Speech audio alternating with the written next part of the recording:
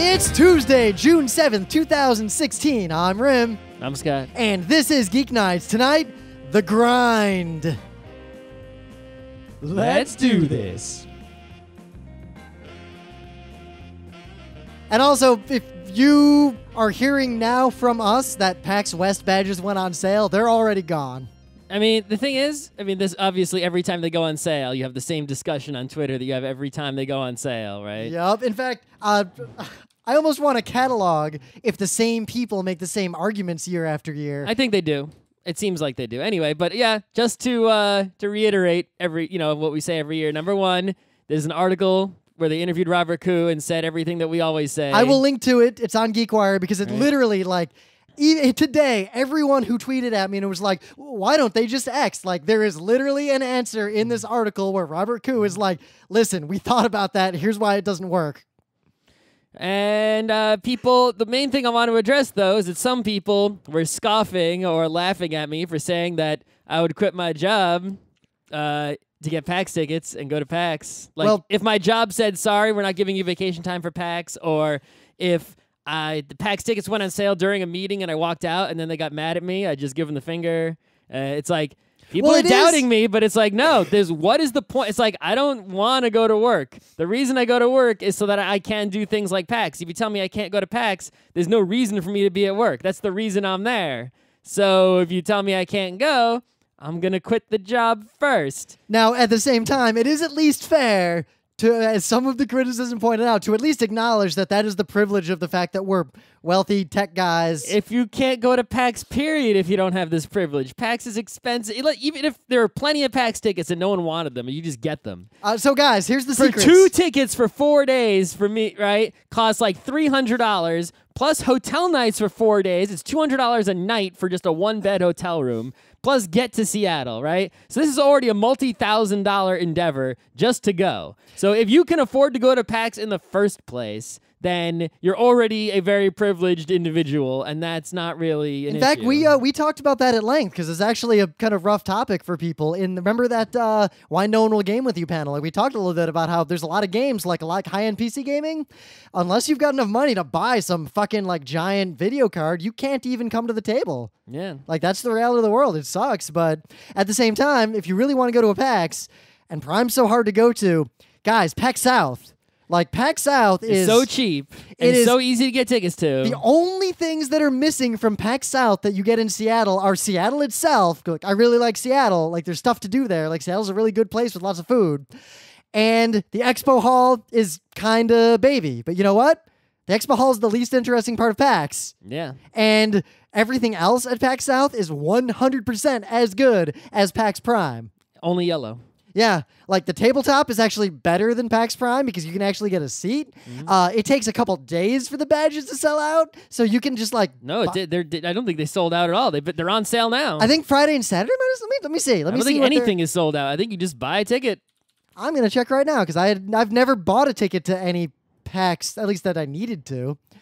Yeah, you can totally just buy badges. You can just buy one whenever. The demand is way lower than the supply. So, guys, PAX South 2017, go buy a badge now. It's in the end of January. It's a PAX. Even if you live in, say, like Portland, Oregon, right, where you could drive to Seattle maybe and cheaply, you're going to have to pay to park your car and the hotel. It will literally be cheaper for you to go to PAX South. It might be more expensive to go to PAX South from Portland, because I tried to go to Portland after PAX to lecture that other thing. I tried to think of the place that was closest to Seattle, but you still needed a hotel room. But seriously, we live in New York City.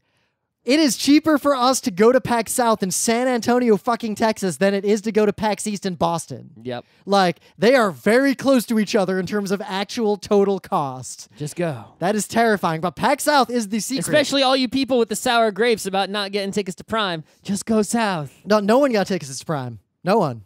Yeah, no one. Not all the thousands of people that are going to be there. No, because there's PAX West. There is no PAX Prime. All right, whatever. No one gives a shit. But here's the other secret, and I'm not going to put this in the text, even though it's common public knowledge. I feel like I'll always reward people who pay attention a little bit. Guys, if you really, really want to go to PAX, and for some reason, like, it literally is a many $100 markup to buy a badge from the few scalpers who have them, buy a badge to PAX Dev. it's only $400, and if you're a student at a university, it's like $250. And if you buy a badge to PAX Dev, you have the right to buy a 4-day pass to PAX Prime, even if it's sold out. Right, because they basically allocate a PAX Prime badge per PAX Dev badge. Of course, you need a legit reason to go to PAX Dev. Yeah, no, I mean, if you're a student, if you have any interest in making games, you can go. I mean, I've gone to all but one of the PAX Devs. They're really, really fun. Like, I like going. But the only danger of going to PAX Dev is, seriously, like, you can't fucking talk about it, because if you reveal the things that aren't like allowed to be revealed from PAX Dev, because it's sort of a closed box. PAX Dev is a secret place, right? If you go there, if you reveal any information that you learn there to the public or the press, without permission from the people who gave you the knowledge that you're not supposed to, you run the risk of being banned from all PAXs forever, which is like the worst thing in the universe. I'd rather go to jail for a moderate to short amount of time than get banned from PAXs. That's not during a PAX. Yeah. But otherwise, like, PAX Dev is just like a really focused PAX. Like, imagine a PAX that there's still people playing games. The problem games. with PAX Dev, though, is that even if you save money compared to the price of scalped Prime badges, you have to pay for those extra 2 hotel nights for PAX Dev. But if you're one of those people who lives kind of local, then it's actually not that bad. Or if you're local, man, you should be going, right? I guess you got to take more days off of work, but I mean, I'm quitting my job to go to PAX. And well, you might not want to go to Dev. Like, if you really don't care about making games and money is an issue, really, like, don't go to PAX Dev, because if you don't have a student discount, it is like $400. Yeah. But still, that's way cheaper than like normal professional conferences. All right, well, all right. So PAX badges went on sale yet again. Let's move on. Yep. But it's interesting because literally this morning, in a serendipitous moment, there was an op-ed on the New York Times that I opened it by the Hamilton guy. Yeah, and I opened it because I was thinking PAX badges would go on sale any day. As you saw on the forum, I was trying to predict when they would go on sale. Well, there's also a few days ago, former Ticketmaster CEO, also former executive at Twitter, wrote a big article about the same topic. Yep. Right, in a different news outlet. So there's 2 reasons I bring this up. One, it's called Stop the Bots from Killing Broadway, and basically take every complaint everyone has about the badges for PAX and all the things that Mike and Jerry want to do with PAX, because they don't want to reward people who have more money as much as they can. It's the exact same article, just about Broadway and about Hamilton. And it's sort of a reminder to all the kids who are super butter about PAX or Dragon Con or New York Comic Con or all these conventions where it's hard to get badges. Welcome to every other fandom on Earth. Well, I think there's a more underlying problem here, right? That may not be true. I have no evidence to, it just seems like it may be true, right? Yep. And that we've arrived in a society, we're going towards a situation where many, many more things are abundant and some things are infinitely abundant, at least in the privileged United States society. Yep, right? like if I want to listen to a particular song, legality aside, it's infinitely abundant. I can just go download it. Right. So, first of all, people are saving money not buying a bunch of CDs and stuff, right? And people, there's certain experiences that have become so common that they've lost worth, right? So, I think that people who are the kind of people who pay for experiences are they're overvaluing, right? You're overvaluing something like a convention or a concert, right? Or a sporting event. You make a good point. Think about this. If I say I used to spend $1,000 a year buying music CDs because I'm really into music, and then I just start pirating, now I've got $1,000 a year to spend on concerts. Not only, even if, there's A, it might be that you have more money, but B, it might be because of just the way people's lives are so internet, that when there is a high-quality in-person thing, that just the value of that in terms of what it gives you in your life seems like greater, right? You're willing to pay more for something like that because, it's like, yeah, right? People... Well, like, look, it's PAX. Like, there's concerts are cool, are better than they used to be, or people want to go to them more than they used to just because of the way our culture is now, right? So because of that, there's more demand for them than there was before. People are more interested in concerts now than they were then. Maybe, I think there's even another thing drawing demand. Because we've been going to PAX since 2008. And back then, you could just buy a badge, like, way late in the game. Like, you could just show up at the door and buy a badge. Yeah, we didn't go early enough, like 06, 07, because we couldn't. Yep, we couldn't afford to, or we weren't willing or able to make the sacrifices necessary to go. This is one of my few regrets in life. Mistakes were made. I should have at least gone to 07. I could have made it work. We could have gone to 07 for sure. We probably could have even gone to 05, 06 if we really wanted to. You know what? If we'd stopped going to like Otakon earlier, we definitely could have done the PAX like earlier. Yep. But I think there might be another thing going on because Hyperion, posited this problem, and a bunch of other books we've read over the years, like culture books, even posited this problem. Remember, there's one culture book where there's an event that happened a long time ago, and the light from the explosions of that event is about to hit this big orbital. So there's going to be a concert at the orbital, and sure, you could do the VR and like see the concert, and it'd be totally fine, like over the culture equivalent of the super space internet. But because it's only going to happen once ever, people suddenly decided they put value on for real being there. And there's only so much space. Like, even the culture can't conquer basic physics.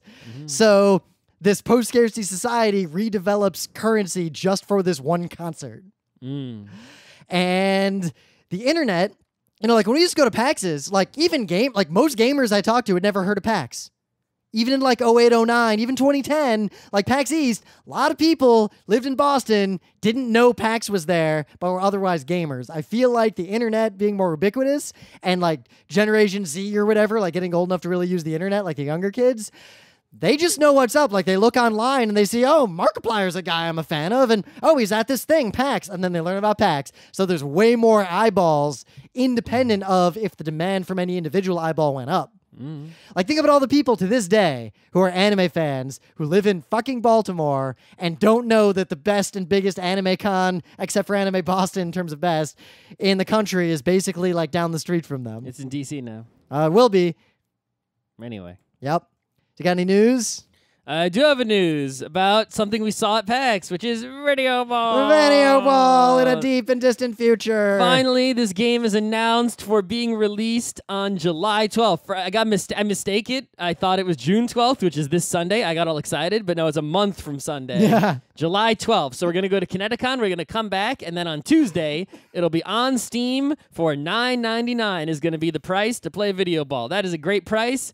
I'm going to be buying and playing that game on July 12th, so look forward to that. It just scratches so many itches that I've had for a long time. We should have a stream and Videoball party. We should work. I mean, we should just form a team and just try to compete. We need a third person for our Videoball team. Does Emily want to play? Let's get good, and then we'll host tryouts for who can be our third. Or we can just play a two-people team. There's 1-on-1, 2-on-2, and 3-on-3. Yeah. But I think we wanted 3-on-3. I feel like is the real mode. Like, but we did that Atari. We did that Atari game design panel at a bunch of PAXs and other places, and I've been really thinking a lot about these like simple, like very direct competition ortho games, like Atari style. And I feel like that genre really needs a huge renaissance, which is starting to get. Like, Videoball is one of many games Shapes in this genre. still isn't even out yet. It's like, I know. Come on, dude. Release that. Yeah, I mean, it's interesting how, Kraken. like, I don't pay attention to certain games, but there's these specific games, Shapes and Beats and Videoball, that every PAX, I see in the expo hall. Valhalla is coming out very, very, very soon. Like, days away. This is the cyberpunk anime bartender simulation visual novel type game. Yup. Oh my god. But these games, I see them every year, every PAX, and I walk by and I go up to these people and I'm like, dude, just give me the game. I don't even care if it's done. Just, I'll give you money. How much monies do you want? I already pre-ordered Valhalla. Yeah. The trouble is, because my main news is that Overwatch is also out, and so there is. I think every single person I know except me is playing this game, right? Holy shit. Every person I know, every nerdy friend I have, even like my sister is playing this game, right? It's like every single person. I knew this was going to be a big game when it was, having booths and Blizzard was making a TF2 type game. Even though a lot of people were confusing this and Battleborn because they look very superficially similar. I don't even know anyway, but like I knew the Blizzard was making a TF2 type game. I knew it was coming out soon. I actually got the beta for like there was a beta weekend, which I got. I downloaded, installed it, and didn't play it.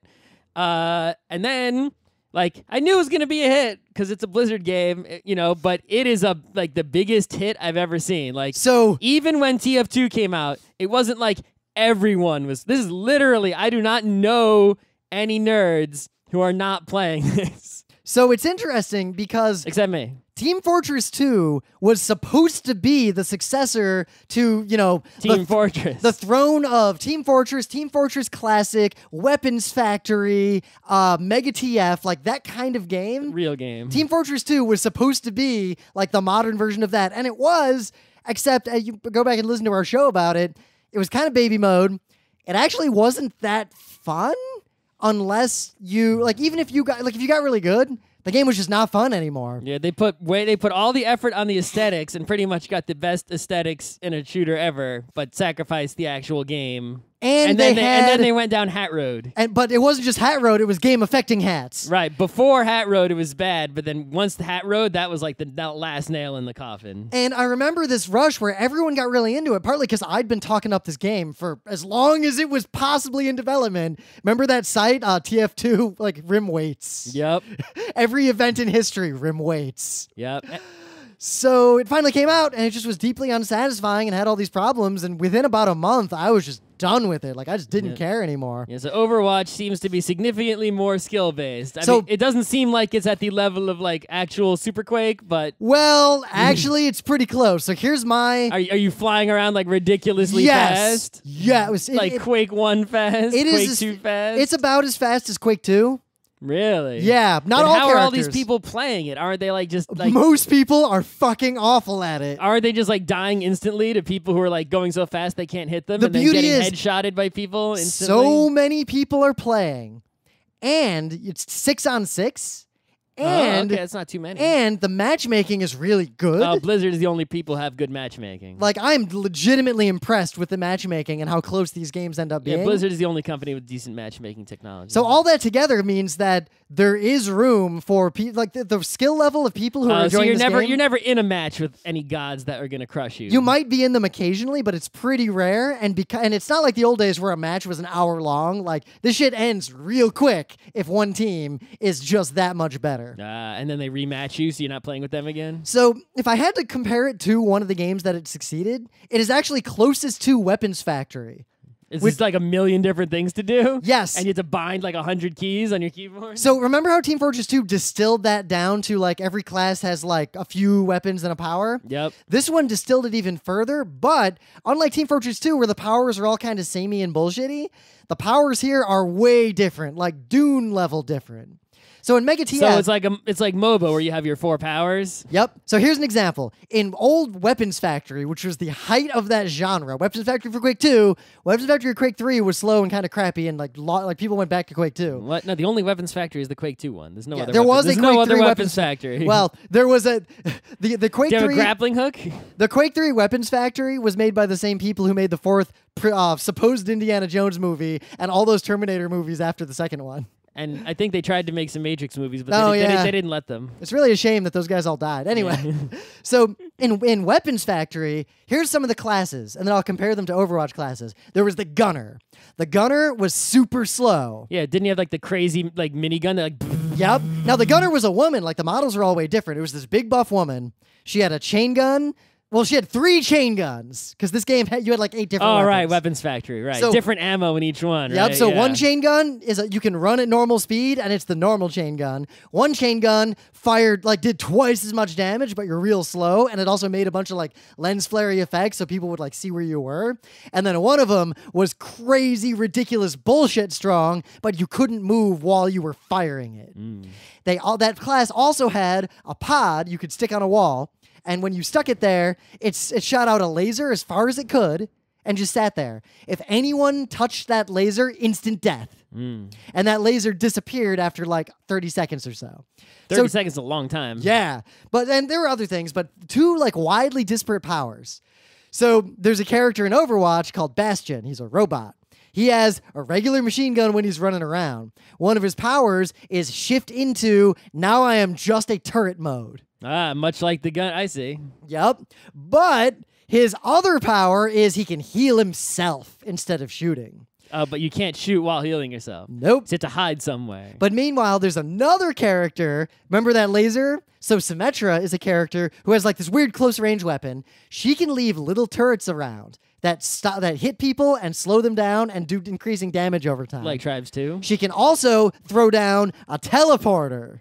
Okay, that's a TF2 thing. Yeah. So in Weapons Factory, the engineer could build a sentry and a teleporter. In this game, there's one character who can make sentries. And another one who makes teleporters. Yeah. So basically, it's like they took all the core abilities. They made a lot more character choices, right? I mean, when I see there's actually fewer character choices than Weapons Factory. Really? When I see pictures of Overwatch, there's like 100 freaking characters. Actually, they're about the same. Compared to like TF2, where there's only like a handful. Yeah, well, TF2 was way limited. Weapons Factory had more. Like Weapons Factory. Are they going to keep making more characters like a MOBA until eventually there's a screen with like a million rectangles on it? I don't think so. They have said it's never going to be pay to win. When you play competitive, do you have to like draft characters like nope, a MOBA? You can match. So basically, each team just picks their team. It tells you if you're the attacker or the defender. Does it show you what the other people are picking first? No. No, okay. But you can change intra-match. So it's like you can change in the middle of the game. Yeah, so when you're dead, you can just be like, nope, I'm going to be D.Va now. Okay, so like yeah, okay. Yeah. So can you kill yourself on purpose to switch? You might have to go do it in the environment. I don't know if there's a kill jump option. off a Can you falling damage? Yeah, you can fall in. There's no falling damage, which is more like Quake. But you can just jump off the edge? You can jump off the edges. Okay. The maps have a lot of nooks and crannies and nonsense, and they're real big. Like, basically, it's they're not tribes big. No, but they're like Weapons Factory big, if not bigger. I mean, they're bigger than Counter-Strike big, Yep. right? Yeah. But like in Weapons Factory, the Marine had like a grappling hook to fly around, rockets, and could leave these little mini sentries. So they took the sentries away, gave that to another character. The rocket character can just fucking fly like crazy, has concussion rockets. Do you have to rocket jump or just actually fly? So you can tribes to fly, and you have a boost rocket jump that has a cooldown time. And you have a concussion grenade you could also use to rocket jump with if you really wanted to. And you just have rockets.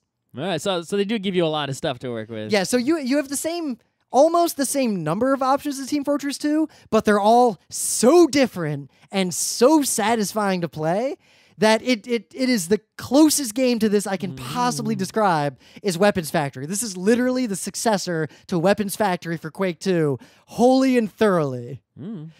So I play it every day for at least a few hours, and my friends list is huge, and I can always get like 6 friends to play together. The voice, like everything just works great. Everyone's playing. You can't but even fail. if I play by myself, I'd say about 70% of the games I get into just by myself are good.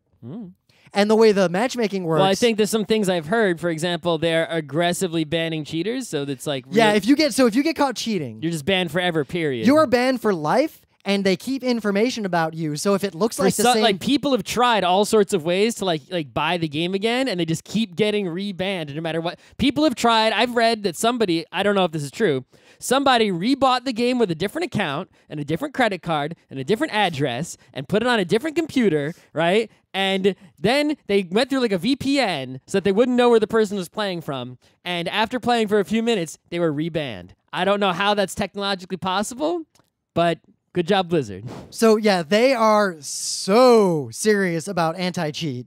And they seem like they're also pretty serious. Like, while they don't have the same, like, Counter-Strike thing yet, where, like, I get people banned from Counter-Strike all the time.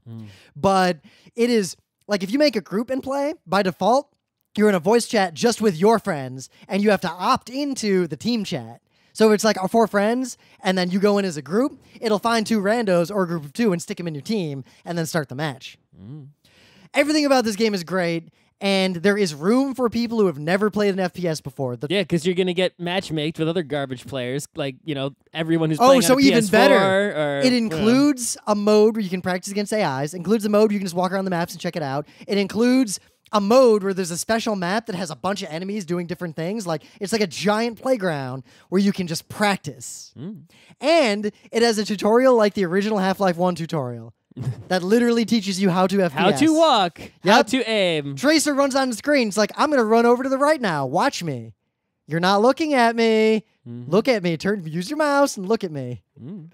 This game is so good. Now, it's good because people who don't have... Like, I have this history with games like Weapons Factory where I was kind of obsessed with them, and this is what Team Fortress 2 was supposed to be for me. So I'm like, prime. This is like... It's like if someone made a new Advance Wars. Rim just starts playing this game. But people who have never played FPSs before are getting into this game equally strongly.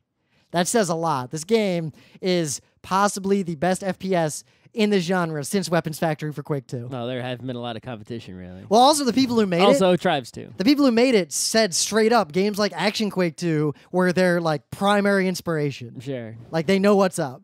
Yeah, I mean, anyone who's making an FPS knows about these games, right? But yet somehow the Team Fortress 2 people because like, they don't the mark so they don't hard. follow up on what they know, right? Is they think they're smarter than the old good stuff. It's like, no, all you had to literally do is take Action Quake 2 and change the graphics to make them modern. You didn't have to do anything else. But yeah, we'll clean it up a little bit. They think they know better. Like in Action Quake 2 or in a Weapons Factory, like you had a lot of options that were just like way inside the Pareto frontier, like not worth using. Yeah. And this game everything is extremely well balanced. Characters are hard counters for each other. And I'm going to play it pretty much right after Scott leaves the apartment. In fact, our friends came out this weekend. They brought their computers so we could LAN party play the game all weekend. And we did. You could have just played from their house. Why? Well, we were LAN party. What's different? Also, it's hard to go a few days without... Oh, the other thing... Even my old-ass computer runs it fine. Like a Surface Pro 4 runs it fine. You can play it, I mean, Blizzard games run on everything. That's how they do, right? It even runs on Mac. But, like, this seems to even run on my laptop. Like, this game runs real well. You well. gotta turn the graphics down. Yeah, but not as far down as you think. It's kind of like Counter-Strike Go, where they take a lot of shortcuts in the rendering, so it looks great, but they cheat to make sure it'll work on your video card. Yeah.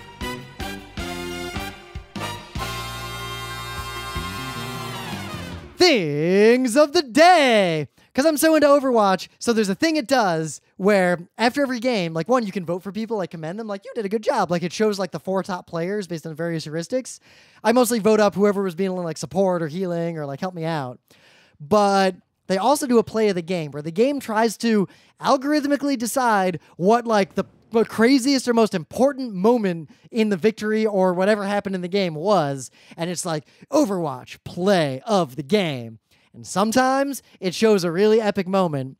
Sometimes it shows me as Trobjorn literally just dying and then I'm laying there dead while my turret kills a bunch of people. Right, so it detected that you got a bunch of kills at that moment, so it thought that was the play of the game, but really it was your turret getting a bunch of kills. And I was just literally laying there dead. And it shows you because you're the one who's doing the killing. And the camera's too dumb. The camera should focus on the people getting killed, not the person doing the killing. Well, we'll see, because the thing is, it also... The camera also should try to get the killer and killee in the same shot. Well, it's even more than that. You don't want to necessarily have it always be whoever did the most killing in a clever way, because sometimes the play of the game is like... Well, it's a kills per in a short burst, right? Oh, it's no, like, not even someone that. got 5 kills within like 10 seconds. But Whoa. sometimes the play of the game must is be like the play of the game. Someone used their resurrection power, because like the team got wiped, except for the healer, and they like res the whole team on the spot, like at a critical moment, and then everyone's there and they win. Like, there's the moment that won the game, or like the play of the day, basically. And Blizzard appears to be, because the algorithm seems to be changing, I think they're putting a lot of effort in trying to tune that thing to where it'll find, if not the best play, at least always something that's very satisfying to watch and satisfying. Like, I gotta tell you, it's pretty rare, because, there's 12 people. It's rare that you are the play of the game. But when it happens, you feel real cool. Unless it's something dumb, like you're lying in the Like ground. I'm lying there dead and my turret's doing all the work, which has happened a few times. Right. So the other thing that's happened is that people are using the play of the game aesthetic to make wonderful memes. Like there's one guy, the demolition guy, who like throws grenades and things everywhere. His power is this, he basically spins up this Mad Max tire full of explosives and then drives it off to blow up on somebody. So people made an Overwatch play of the game that shows him like, ha ha ha. And then it cuts to a real clip of a monster truck tire just like rolling down the highway and then eventually hitting someone. So the meme of an Overwatch player and then a real life event that somehow evokes that player is something that has been thoroughly amusing me of late. So, it's summer, which means also in video game land, the Steam summer sale's coming up soon. Get your Gay Ben videos ready. Get some money raining down. But here on Steam, there's actually a game that's on sale right now that you can buy. This game costs you 54 cents because it's usually 99 cents and it's 45% off. And this game is called Summer Sale. Experience Summer Sale without losing money. Well, you lose 54 cents, but yeah, this is a game that simulates the Steam Summer Sale. It's a candy box, but 54 cents? I say award this person for their great humor. It's funny how it took me several seconds when Scott told me to click on the link. I'm looking at it and I'm like, Steam Summer Sale, But is this just the Steam Summer? Like, it took me a minute to realize, oh. Because it's on Steam. Oh. It's a Steam page. It's a Steam game page for a Yup. game called Summer Sale. So Dog. It's Steam Summer Sale. It's like, oh, okay, what? Took my brain a minute to figure that out, and then it was legit funny. Even after I explained it to you, if you click on the thing of the day link, you still might be like, what? So, in the meta moment, the book club book will be Oryx and Crake by Margaret Atwood. I am plowing through the last Wheel of Time book. Scott, I know everything about that tower now. Tell me all the tower stuff. No. Tell me. No. Just tell me the tower. It's actually real complicated, and How complicated could it be? The snake people, they have powers. It would take me about 20 minutes to actually explain what the deal is. I got time. It's just less time than it take me to read 14 fucking books. It didn't take me long to read those books. Less than 20 minutes. But don't you also want to know about like the dragons? There used to be dragons. What about them? They're dragons. They have wings. They breathe fire. What's up with the taint? Like, what is that? Why taint? Is that voice in Ren's head really Luz Theron? Yeah. Let's just say that a bunch of stuff went down. Isn't he just like inhabited by the spirit of Luz Theron or whatever? It's just the book series. The only way to act, like, it's literally faster to read the books than to read the wiki.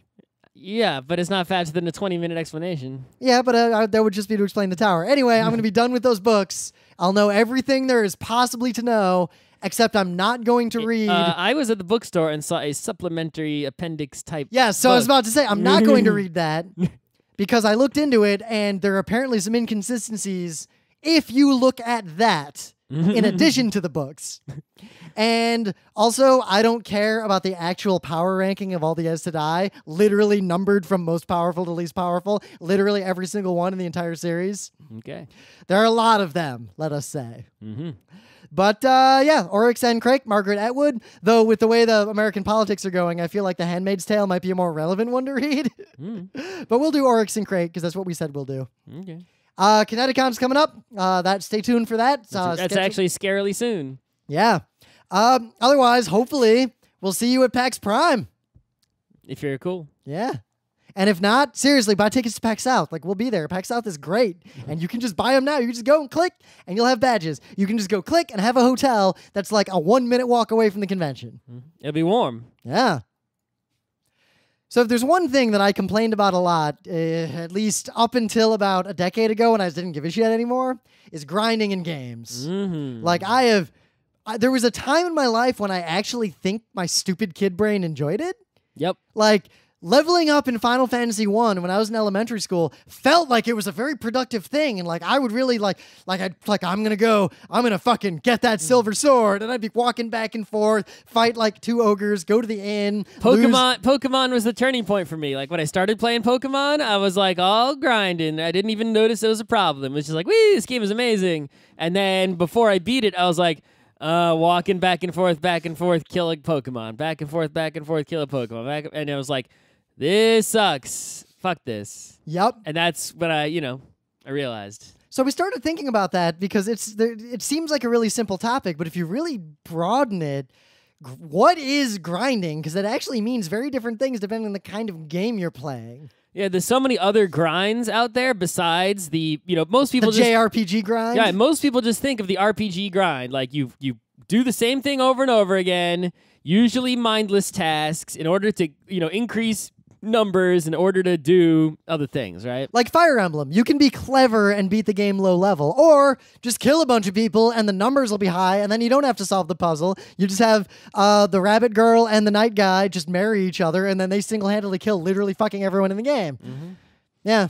Didn't even make anyone have kids because kids are useless in that game. But there's such a wide variety of grinds out there, right? There are grinds of the candy box variety where you just wait. You do literally nothing. It's not like you have to keep fighting bad guys and do random encounters. Like you just there's the alternate candy box grind where you actually have to keep clicking, but you can click as much as you want. It's even less mindless than it's even more mindless than an JRPG combat. It's like you just click. You just do some completely manual, no thought task over and over again. But there's also some grinds where you actually have to do a complex task, right? Think about something like a Rune Factory or a Harvest Moon. It's like every day you got to check the plants and walk around town and maybe go on an adventure and you got to do all these things. Oh my god! In a more recent Pokemon, the 3rd time all my berries were dead, I just fuck it. I never grew a berry again. Right. It's like there's so many things you have to do, some of which require like actual thought and like planning out your garden. Like, what are you going to plant where and when? And like, there's actually a lot of stuff to do. But the planning is the only thing that matters. The doing is mindless. Right. But it's like, but then you have to push all these buttons and you have to do it every single day of the game because the game has days, right? It's like there's a complex task. And it just takes a long time to do all these things. And that's how you progress is by, sticking to having discipline and keeping doing this thing over and over again. Where most people seem to get really mad or at least start to have opinions about grinding other than just like, why'd you do your stupid grind? And don't shame me in my mindless entertainment is with MMOs. Because at least in a JRPG, like if you like to grind, you just grind. If you don't like to grind, you just cheat and skip it. And who cares? But in an MMO, you have to grind in order to get better, in order to level up. But by you grinding, you now become more powerful than other people, but you had to spend time and effort, or at least so if someone else, for example, pays money to level up instead of spending time, that's not fair. I had to spend time. Yep. Now, if it's a non-competitive, but it's like, did you enjoy what you did? Well, yeah, but then why do you give a fuck about what other people did? Yep, because like Borderlands is even a better example of this. Borderlands is a single-player game or a local friend or remote friend co-op game, yet if you want to play at the same level as your friends, you literally have to grind just so the numbers are arbitrarily at the same level or it's not fun. And if you choose not to, either the game sucks for you or it sucks for your friends. And when people suggested, why don't you let people just pick their level, the amount of butthurt coming from people who thought that was somehow unfair to them on the internet was ludicrous. Right. So I suspect that overlaps heavily with people who like Ready Player One, but I digress. So why is grinding a thing, right? So here's the deal.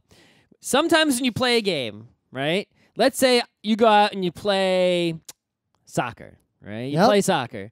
The more you play soccer, you get better at it, right? Hopefully. There's an edge. Well, there's a edge case I want to talk about. But this varies a lot. This isn't like a guaranteed get better, right? I mean, there's plenty of kids out there playing soccer, and they're super into it. And they're not becoming like fucking Ronaldo, right? Even the professionals, they're not, it's like, how many kids out there playing hockey and how many of them are Wayne Gretzky? Well, skiing. None of them. Like, I ski and I always get better. Emily started skiing after me and she continuously got better at a pretty steady rate. But I've known people who have skied as long as me and basically hit this plateau and literally never got better. Right.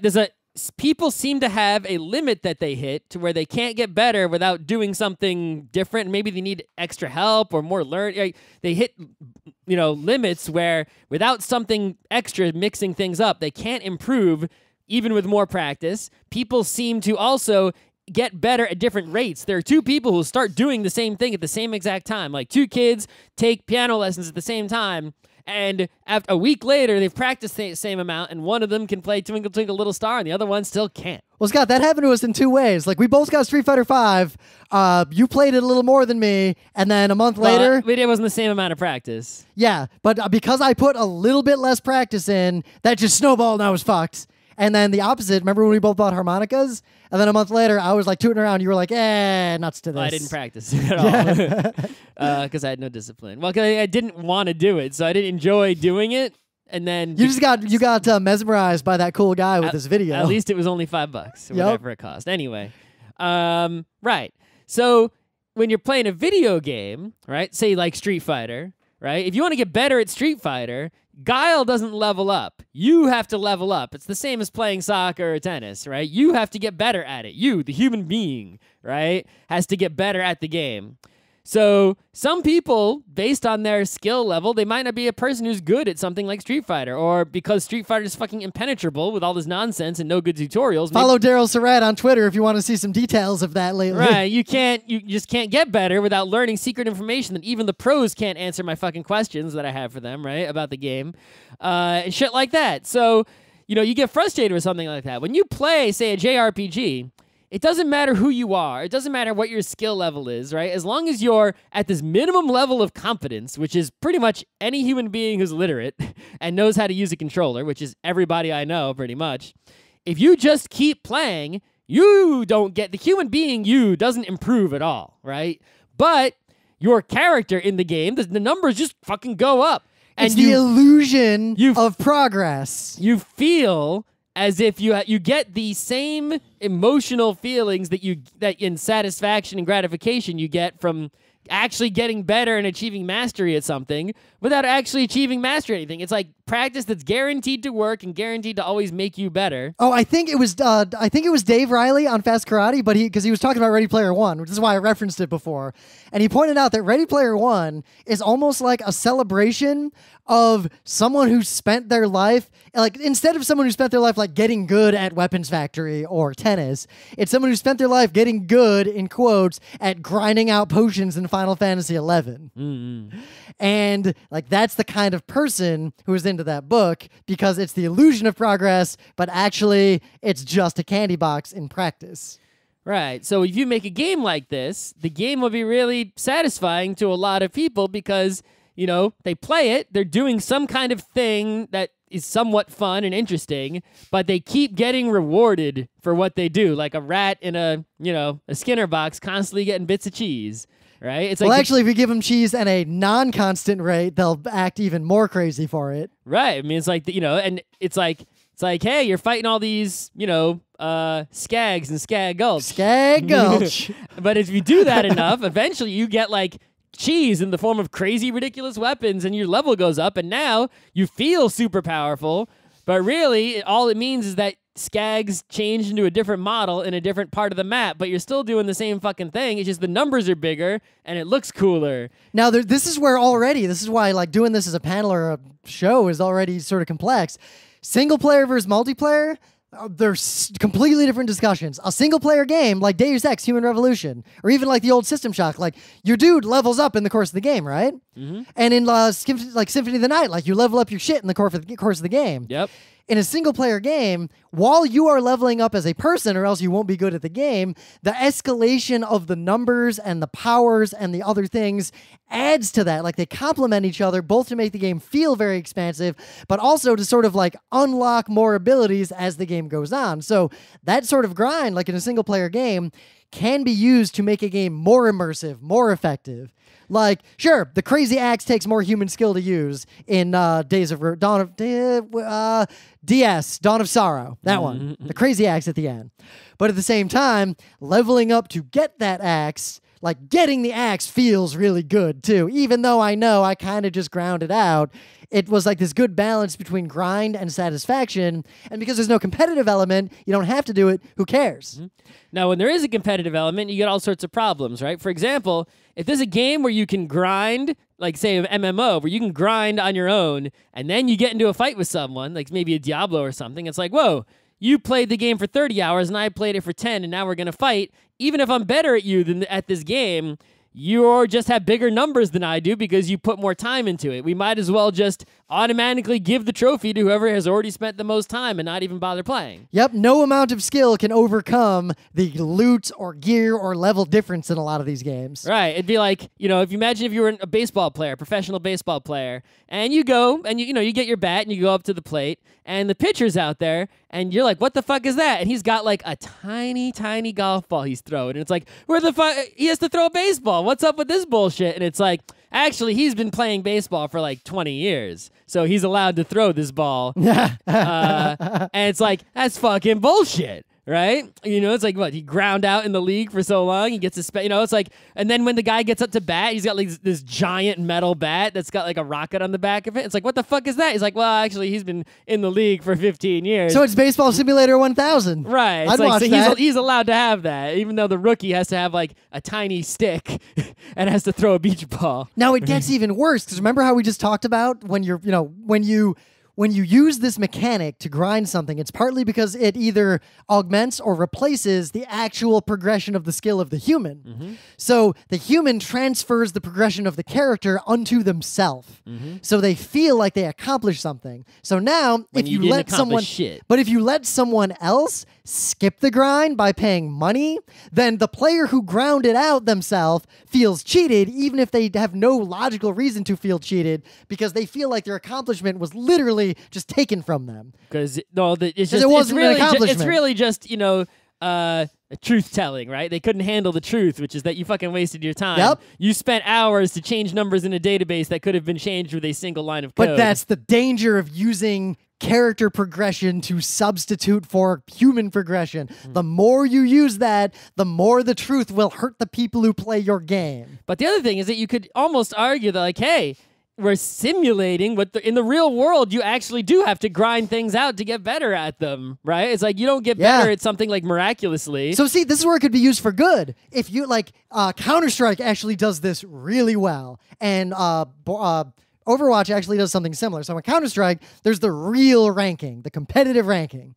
But there's also this bullshit rank that just goes up the more you play. So the fact that there's two ladders there, two like ranks for your character, means that the people who are pros, like they know that the one is just bullshit and they only pay attention to the real one. But everyone else, even like they're playing Counter-Strike, and they're getting better at whatever rate their human brain and body get better at. But the game gives them this sort of like separate indicator of you've been playing it a lot, so like you're getting better. Like it ranks you up, ranks you up. That causes people who might otherwise get discouraged or quit because they don't recognize their own progress, which is a real problem if you have good matchmaking, because you'll always feel like you're at the exact same skill level forever unless you have some context to show that you're not. Like imagine if matchmaking was perfect. You'd always win 50% of the time forever. You would never feel like you got better at the game unless you could zoom out, watch a video of you playing the game, and be like, oh, wow, it's Neo versus Neo. Okay. So you could use this mechanic like Counter-Strike does to encourage people to keep playing the game, which will then cause them most of the time to get better, while at the same time have a separate ranking system for the pros that actually matter to them. So there are ways to use this for good, not just for evil. Well, there's other situations where it's like, is it grinding or is it not, right? So look at something like all the MOBAs out there. Whenever you play a MOBA, you got to level up in that MOBA, right? You know, they're always like, everyone starts at level 1 every time the game starts. So it's not an unfair thing where it's like, I've been playing MOBAs for 30 years, I got to start with level 20 guy. It's like everyone starts at level 1, and we level up as we play the MOBA, and then when we start another round, everyone's level 1 again. But see, that's like a versus stateless grind. So it's like a competitive grind. Like, you know what? You know what has the exact same thing? But grinding is it's like who can grind the best. It's like who can grind the fastest. Yep. So so it's again. So there's actually it's actually almost not a grind. It's like you're testing this skill of who can, you know, do these tasks better than other people, and then we're just not going. You know, we're at any time you can like sort of like actually try to fight the other people and see who's better.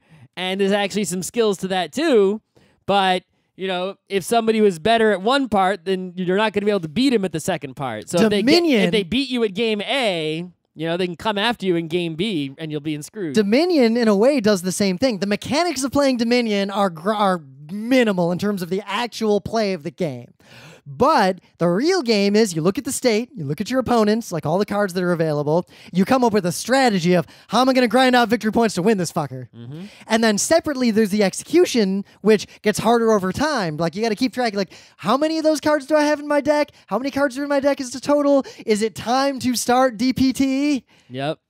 And MOBAs is the same way. You're both like the competitive, like there's this morass you have to fight your way through. Everyone picks a strategy and a path as a team to fight their way through it, and then you're eventually going to bump into the other team. Whoever got a little bit further has a huge advantage. But it's still sort of a problem, because let's say I'm really good. Let's say, you know, I'm a person where I'm not, but let's pretend that I was the kind of person who was really good at like combat in the MOBA, right? So you give everyone characters that are all the same level, with the same amount of gold and shit, and I just kill everyone because I'm just so fucking good at this game. But if I'm not good at that first part, and I get into a situation where like I'm level 7 and everyone else is like level 10, I just get blowed up because I'm not good. That grindy game ends up becoming, you know, more important than the combat-y game. It's like if you're not, it doesn't matter how good you are at the second one if you can't do the first one. So the grinding game is actually more important. Which is interesting because you look at the pedigree of MOBAs and they sort of come out of this idea, you know,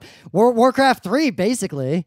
So they come out of this idea that, you know, there's a bunch of goons and basically it's just competitive. Everyone stand there and level up until someone's leveled up a little bit more than someone else. Right, then I can go and fight you because I'm stronger than you. Watch out, here I come. Like obviously the modern MOBAs have gone way beyond that, but that's kind of the core mechanic for which it's still the core mechanic. Yeah. Right. They layered a whole bunch of stuff onto it to make the different parts more interesting.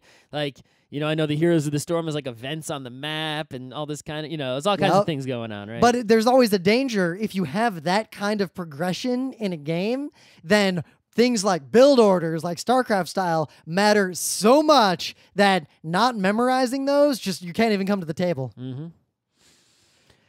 But yeah, I think the biggest problem with grinding is just simply the fact that you have games where to get the payoff from the game is just too fucking time consuming, right? So let's say I go to the store and I buy something like Final Fantasy 21, and I paid money for this. It's full of all these videos and all this story and it's so much stuff in there, right? And I want to experience a whole bunch of it. But in order to experience a whole bunch of it, I have to spend time pushing a bunch of buttons mindlessly before I'll get to the next bit of it. And it's like, that's fucked up, especially in a single-player thing. Imagine if you went to the store and you bought Lord of the Rings on DVD. And after 15 minutes in the first movie, it stops and it says, hey, you want to see the rest of the scenes? Well, you can't see them unless you push this button for like an hour, and then we'll show you the next scene in the movie. It's like, fuck you, I paid for this. I just want to watch the whole fucking thing right now, asshole. Of course. Like, so Final Fantasy IV, here's not really a counterexample, but a more nuanced example. Mm-hmm. That game has random encounters and boss fights. Yep. It also has very limited resources. So, I mean, you could grind out, like, I'm going to skip this part, but you could, like, fight random encounters and grind out to, like, level up and get infinite money and then go through. But yeah, just hang around near a town, keep going to the inn. If you're not willing to do that, there is a pretty significant and interesting skill game there that I actually enjoyed as a kid. And I played Final Fantasy IV again, like 5 or 6 years ago, and I actually enjoyed it despite that grind. Now, I got a little sick of the grind at a few points along the way, but the idea that, for example, I got to go into the Sylph Cave to get the thing. It's like this ordeal of, all right, what resources do I need to bring in? Like, how many potions do I actually need to bring in to deal with this?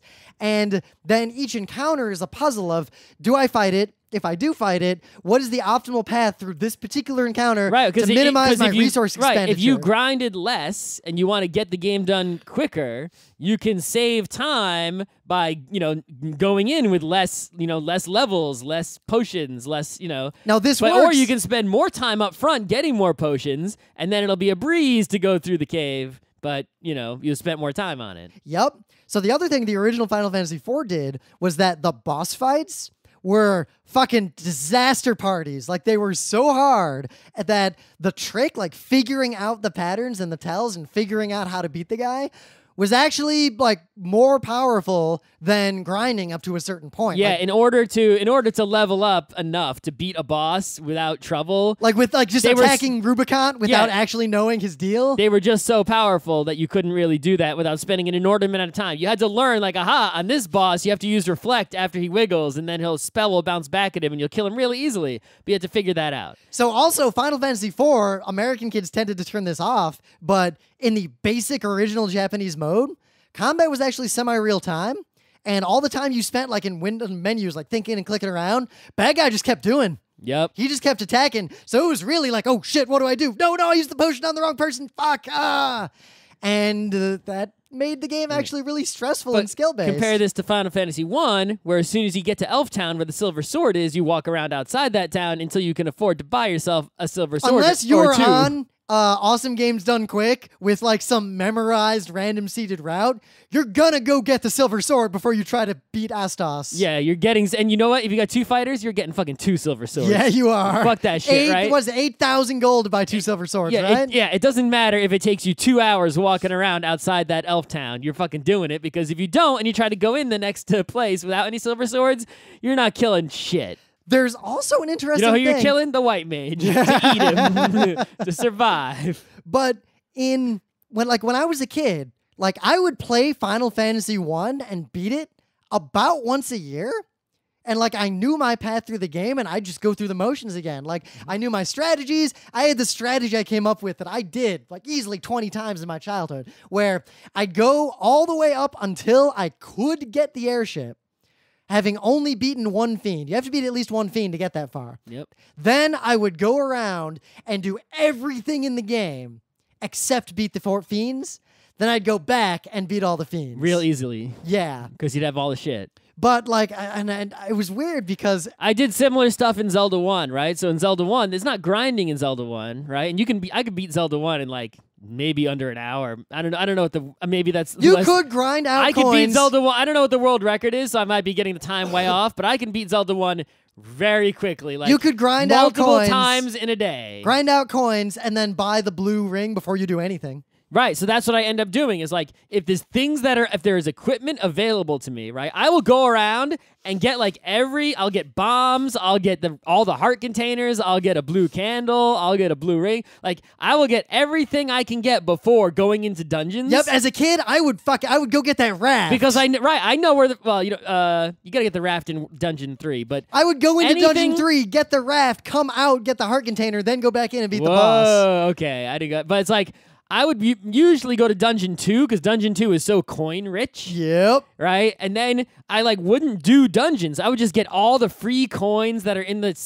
secrets to everybody. Because like once you get the coins from level 2, you can buy the blue candle, you can get secret to everybody, then you can get the blue ring, then you can buy bombs, and you can buy everything, right? You're getting bombs from a blue Octorok or a blue Moblin anyway. Even way early, I'd go into the dungeon and get the magic book because while everything else in that dungeon's unbeatable, and when you're magic book is right there at the front. You just go in and get it. You can sneak in and get it, yeah. And then as soon as you get that wand, that's a white sword. Yeah, I get the white sword. I don't need the wand. I never use the wand really, except for fun. But yeah, but the wand, once you have fire, is a white sword that shoots all the time, basically. Right, but so it's like I get all this stuff before actually going to do the dungeons, and the dungeons are so easy because it's like, dude, I'm in Dungeon 3. I guess what I'm getting at here is I got a blue that ring and a white sword. I somehow, as a kid, legitimately enjoyed grinding through Final Fantasy 1 once a year. I enjoyed leveling up Pokemons. So you can't even just say like even. I know people who are adults though who enjoy leveling up Pokemons. Yeah. But I'm saying that is a legitimate aspect of gaming that I cannot deal with anymore. Nope. But as a kid, I did deal with, and I know people who still deal with. So it's a part of gaming that can be used for good, for bad, for evil. Like it is a very nuanced topic. Mm-hmm. So maybe we should do a panel on it. Yeah, just don't waste your time. Yeah. You're only gonna live so long. How much of the limited short life do you have? Do you want to spend pressing A, going fight? Yep. Fight. The one thing I can say. How much time do you want to play Dragon Quest? You're like, kill slime, kill slime, kill slime. The time kill in my life kill slime. when I would beat Final Fantasy 1 once a year was like 2nd grade, when my life was a blur of video games and family events, and I don't know what else I did in my entire childhood. I gotta say though, Dragon Quest is the most disappointing because like those games are like everything is so good about them except for the grinding parts. But the grind is so bad. If I could play a Dragon Quest without grinding, that would be like the most glorious thing because you can shoot slimes and it's like there's so much stuff. It's oh man. What's also interesting though is like my favorite AGDQs recently are like the Final Fantasy IV one where it's just Final Fantasy IV episode. They did a speed run of Final Fantasy IV, no grinding. In case you didn't know, new listeners, Rim's a big Final Fantasy IV fanboy and always has been. Yeah. I for whatever reason that game just really, I guess it was the perfect storm of like I was into anime already when Final Fantasy IV came out, or 2 in the United States. And Final Fantasy 6 is just better, right? I like them both equally, actually, for very different reasons. 6 is just better. I'm not saying 4 is bad. I'm just saying 6 is better. I think I could 4 is easily the second best. 4 actually almost has a more like the moon, the fact that you go to the moon and the core of the Earth. I mean, Final Fantasy Legend 3, your dad is a stealth bomber. You're not going to compete with the moon. Doesn't. But Final Fantasy Legend 3 wasn't actually a Final Fantasy game. I know it doesn't matter. Your dad is a stealth bomber. Also, Final Fantasy Legend 1, you're in a tower searching for heaven, and remember how you find heaven like right away? Yeah, no, that game's good too. Yeah, Legend 2 was a lot like Final Fantasy 6 actually. I wish I could stream those games. It's not easy. Emulator. Yeah, it sucks, but maybe. Maybe I should. I could play those games again because while they're grindy, they're also way more puzzly, those games. And they're also shorter. Yeah. And as a kid, like I couldn't get past some parts that I had a lot of trouble with. I think my adult brain would just not have trouble with that bit. I beat 1 and 3. I never beat 2. 2 has a lot of fourth wall breaking. Like there's one moment because it has a lot more cutscenes than 1 and 3. I never even played 2, I don't think. So at one point, there's this whole plot where like your dad ran away. Like the fantasy trope of like your dad's dead and your mom like wakes you up. Except he's a stealth bomber. Yeah, well, in all the regular games, your dad's dead, or both your parents are dead. In Final Fantasy Legend games, your parents aren't actually dead. There's just some bullshit going on with them. Mm-hmm. And in Final Fantasy Legend 2, your mom's like, your father ran away and I don't know. And you keep finding people who look like your dad, but they're not your dad. How do you know and then your dad? eventually you find your dad and he's kind of a schmuck. Mm-hmm. But there's a scene, there's a lot of cutscenes where you come up to a door and then it shows you what's going on in that room. And it's the minor bosses of the game, and they're in there and they're making their evil plans. And there's a bunch of chests. And then you're like, oh, fuck, I'm going to fight them. I'm going to open those chests. And then your theme music starts playing. And then the bad guy's like, oh, shit, that's their theme music. They're here. And the three guys literally open the chests. There's badass items in them. They take the items and they just run away. Mm-hmm. And then you come into the empty room like, well, shit. Yeah. Oh, I would be remiss also just not mention Chrono Trigger, right? So in Chrono Trigger, the key there, and a lot of other games do this now also, is that even though you got to grind a bit, right? There's no random encounters. They don't force you into the grind, right? It's you can grind at your own. You control when you're gonna do it and when you're not. It's oh, I'm just gonna not go bump into that bad guy, and I won't have to fight him right now. And you can sort of still do the things you want to do when you want to do them, and only grind when you need to grind or want to grind the exact amount you want. In Final Fantasy, it's you might just want to walk back to a town right now, and it's nope, here comes some beggars. Yep, which could be used to be terrifying. As a kid, I remember once I got the floater, and I came out of that cave, and I'm like, holy fuck, I'm going to get the airship. I'm going to do it. But I didn't have any tents. Mm-mm. And let's just say I didn't make it back to town. Did you have a cabin? No, of course I never. Cabin, that's some rare luxury, son. You said you didn't have any tents. You never know. You might be already on cabin level. Or the house. House was good. House. As long as it's not Sweet Home.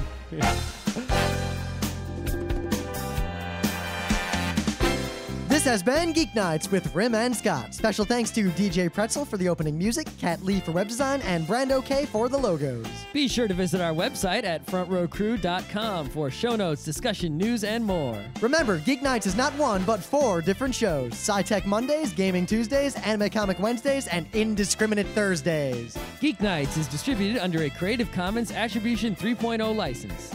Geek Nights is recorded live with no studio and no audience. But unlike those other late shows, it's actually recorded at night.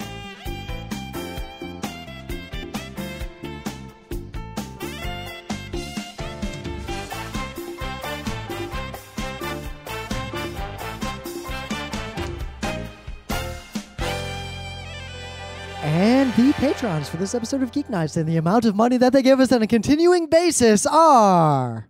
Alan Joyce, Rebecca Dunn, Nicholas Brandow, Heidi McNichol, Amanda Duchette, James David White, Christian, open parenthesis, Kuntz, MyStady.com, Sean Hayworth, William Eisenrose, Jeremy Miner, Spartacus, Iggy Kidd, Matthew Smith, Kshar Tavishan, Joshua Joestar, Tyler Eller, Don Schleich, Clinton Walton, Sean Yeager, Ren from New Zealand, Robert Lee, Ryan Perrin, Drew Openlander, Ray Lavelle, Brian Citroni, Rochelle Montanota, Finn Eric Silverrod, and the Infinite Sadness, Kinetic Man, Aaron Cerise, Chris Midkiff, Chris Knox, Flame Darkfire, Sam Cordry, Daniel Redman, Chris Haddad, Sean Klein, Chris Reimer, and Thomas Hahn.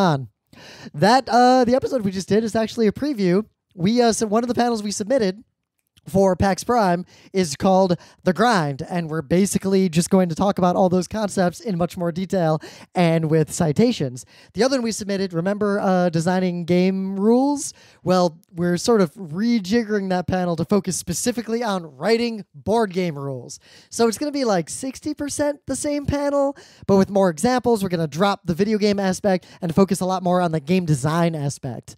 So we'll see which, if either, they schedule for PAX Prime. If somehow they schedule neither and it's the end of an era and we don't get to speak at PAX, then we bought tickets, so we'll be there anyway. So yeah, see you there. And now I leave you with something particularly interesting. And keep track of how long it takes you to realize what's going on here. The theory that energy equals mass times the speed of light. E equals mc squared. Okay, now if you take that formula and we think there's a lot of mass, right? Okay, if you collapsed all the mass down into the universe, so there was no space between the mass, do you know how much mass there is in the entire universe? You think you're a lot of mass, right? Yeah. I'm a lot of mass, right? I'm This probably building not is. more than you are. Okay. Well, the whole universal mass can be consolidated down into the size of a bowling ball. That's all there is in the whole world and the universe. So, how much mass are you? Not much. That's right, an infinitesimal amount. So if you took that formula, E equals mc squared, you can almost cross out mass. So the formula ends up being energy equals the speed of light. Okay, and that's why the vision system is so important, because we have lots of photoreceptors that receive light. But when Hahnemann died, the scientist didn't fall in his camp. Okay, and the pieces of the puzzle didn't fit well together. So God, in His infinite wisdom, sent him another Einstein called Stephen Hawking. Okay, Stephen Hawking gave us the string theory. And what he discovered is that there are other energetic particles in the universe, and they're shaped like little U's. And what they do is they work by vibration. So our body is so wonderfully designed. We have light receivers, and we have ears, string, vibratory, they pick up vibration. So if you added to that theory, Einstein's theory of relativity, we have E equals mc squared, but mass is crossed out almost, and strings, vibration. But that still doesn't tell us the whole picture, because what is a cell? Right? Okay, so a cell has cell wall, cell membrane, cytoplasm. Is that mass? Not very much, really, right? So what are that? What is that? You can break down the cells into tiny pieces of energy called electrons, protons, neutrons, right? Okay, so the whole body has an infinitesimal amount of mass, but what is the remainder? Energy. So I am energy, you are energy. Okay, now if you go to study physics, energy cannot be created.